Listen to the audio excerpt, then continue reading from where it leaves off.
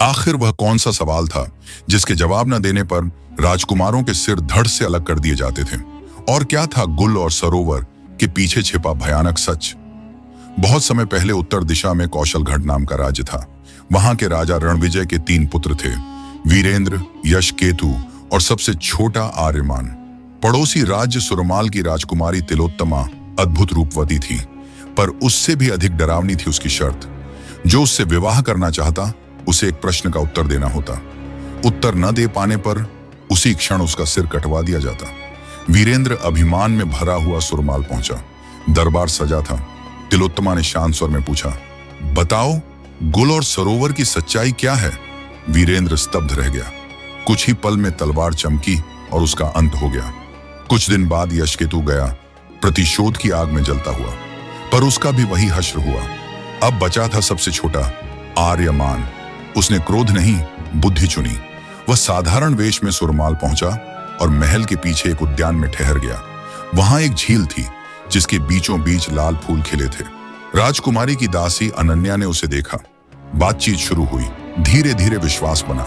जब आर्यमान ने बताया कि उसके दोनों भाई मारे जा चुके हैं, अनन्या की आंखें भर आईं। उसने धीमे स्वर में कहा, राजकुमारी खुद इस प्रश्न का उत्तर नहीं जानती। यह प्रश्न उसे एक रहस्यमयी साधु ने दिया है।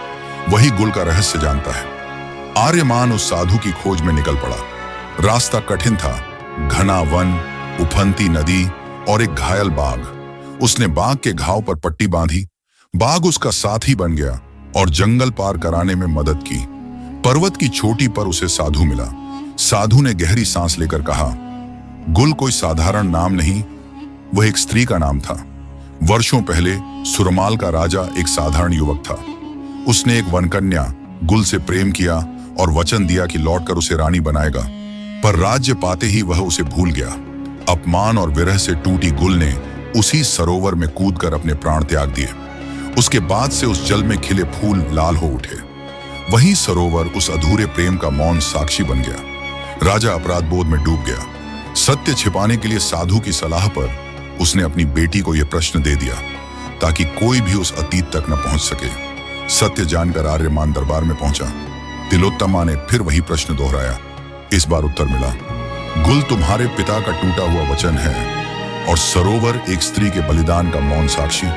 दरबार में सन्नाटा छा गया। राजा के चेहरे का रंग उड़ गया। उसकी आंखों से आंसू बह निकले। सच सबके सामने था।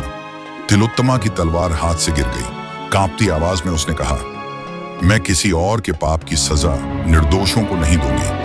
उसने उन सब के लिए प्रायश्चित का ऐलान किया जिनकी जान ली गई थी।